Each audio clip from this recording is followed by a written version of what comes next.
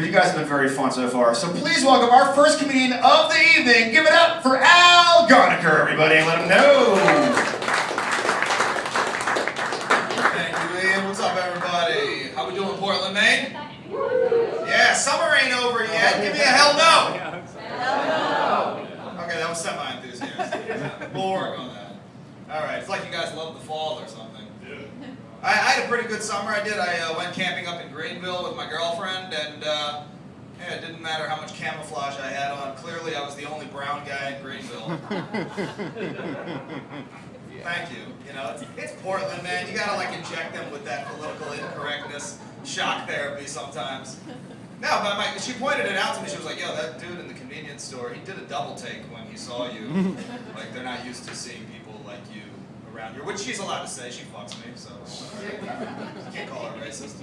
And then I noticed too, like when this guy made a left turn in front of me, he did a double take, and I was like, "Come on, really?" Like, I was getting a little upset, and then until 10 minutes later, another Indian guy drove by me, and we double taked each other. I can see it now. I can see it now. Yeah. I want to clarify though, guys, when I say that I'm Indian, by Indian, I mean that my parents were born in the country that Christopher Columbus was actually trying to go to. That Indian. I said that one time, and this dude in the front row was like, "Cuba?" It's like you meet people, and you're like, "Yeah, I think you're the reason they invented the GED." Sidebar. You know, if you go camping and hiking, that's awesome. Great. Kudos to you if you've done something like climb Mount Washington, right? But stop bragging that your car climbed Mount Washington, because having a bumper sticker saying this car climbed Mount Washington, you're bragging that you can afford gas. A lot of gas. Sometimes I don't know whether my girlfriend really loves me or if she just wants a half Indian baby.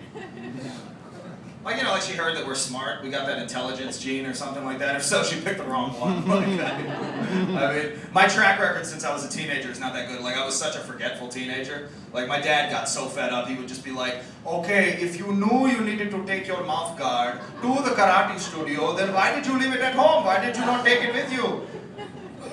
"Because I forgot." "Oh, yeah, you forgot, you forgot. Well, from now on, tie it to your dick." It's advice from an engineer. I didn't go into engineering, no, because you can't go into the College of Engineering when you have a 1040 on your SATs. I still have, made it into undergrad by the skin of my ass. This is back when they were out of 1600, and then I took my GREs 4 years later, because you have to take those before you can get into grad school and drop out 2 weeks later. I got like a 330 out of 800 on the verbal section, like, because they would do this thing. It was computerized by the time I took them, so if you did the analogy and you got it wrong, they make the next one easier. So by question number 7, I could see how wonderfully I was doing. It was like, this was the question. I'm not making this up. It was, container is to hold. As such, I was like, wow, we've gotten down to container is to hold. Like, what the fuck happens if I get this one wrong? The next one's like, dog barks and cow goes moo moo. Question number 9 is like, just leave the room. Get out. Get out now. No, actually, my one contribution to the stereotype was 14 years of tech support, and my lack of contribution was that I wasn't any good at it. But like, no, last place that I did tech support for was a law firm, and lawyers, they get so convoluted with their language. Like I had this one email from an attorney that, this is exactly what he said. He says, "Tech support, my mouse is misbehaving when I try to drag and drop files." What is misbehaving? Like, are you getting an error message that says, "I don't have to drag and drop anything, you're not my real dad"? I'm glad I'm out of that industry, you know?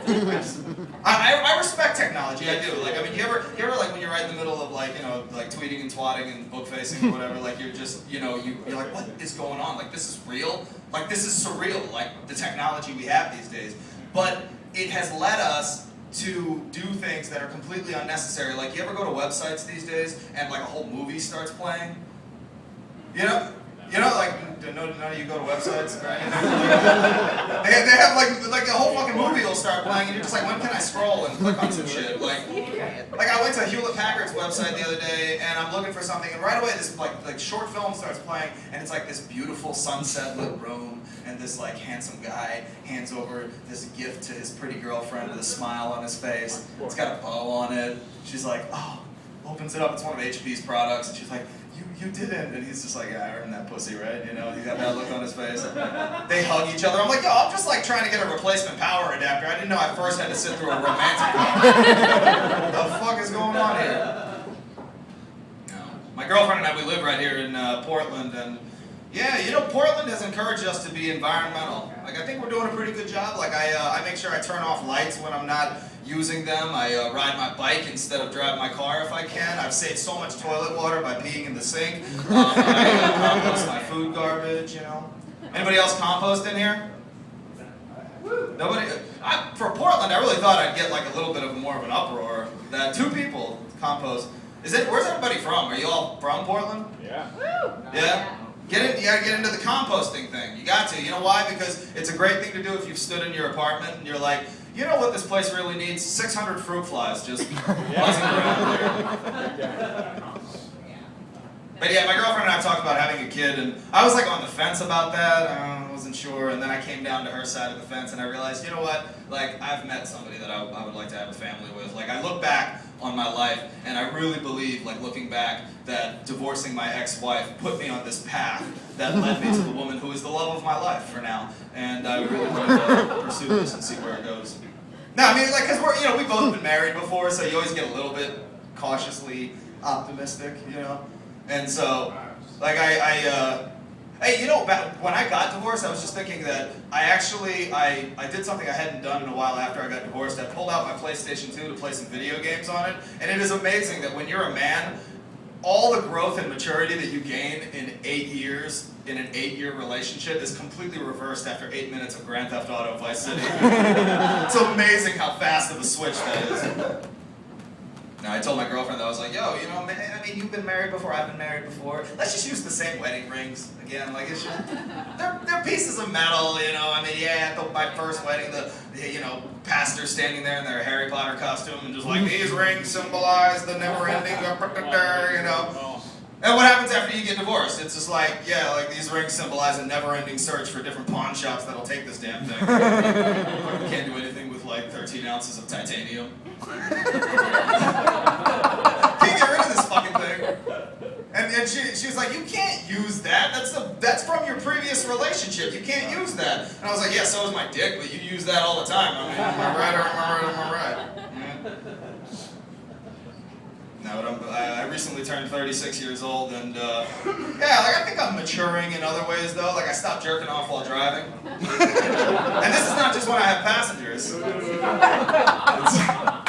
What was that for? Did you like see that one coming, or did somebody? Who did that? Always jerk off while driving. Always. Oh, I thought you booed because you were once the passenger and the driver started jerking off right in front of you.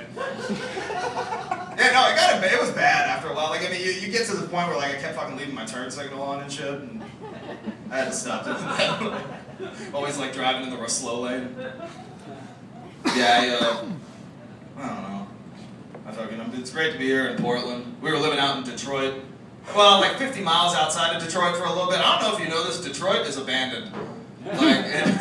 Like, you drive there for the first time, we would go there to eat sometimes, and I'd always Google map every place that I'm going to beforehand, like just to see what I was getting myself into. Because you drive to Detroit for the first time, and you think to yourself, wow, yeah, I've heard there's a couple abandoned buildings. And then you get there and you're like, wow, AMC could have saved money by filming The Walking Dead here. Oh my Lord.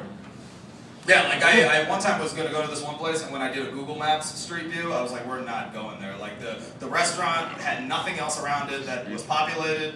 Like it looked like it was being held together by bird shit and duct tape. Like it was such a rundown area that when I took my Google Maps guy and dropped him on the map, he got shot. But where's all the couples at? Huh? Make some noise for your couple. Both of you. Wow. Very, very happy relationships out there we got. What do you think? You think relationships are awesome, you know? Like, they can get stressful at times, but I think they're pretty cool, you know? Like, I think what's great is having somebody to laugh with, having somebody to, you know, just share your feelings with, and also when she's riding me and her titties are just having their way with my face. That's just, like,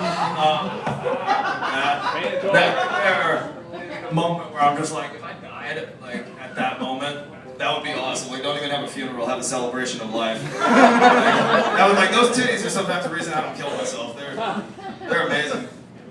Sometimes though, if I'm gonna come too early, I use this technique. What I do is I spend 5 seconds thinking about Donald Trump. That buys me like 30 minutes right there. It's awesome. Sometimes though, I gotta up the ante. Like, I just gotta, you know, like, take it to the next level. I gotta think about Donald Trump, Lindsey Graham, Ted Cruz, and Mitch McConnell naked in a sauna licking each other's nipples. Just for like 2 seconds, you know? So my girlfriend, she'll be like, you know, wow, that's amazing. Like, you last so long. And I told her, baby, don't thank me. You should be thanking the Republican Party. Hey, Empire, thank you very much. Thank you guys for coming out here tonight and supporting us. Turning it back over to Ian.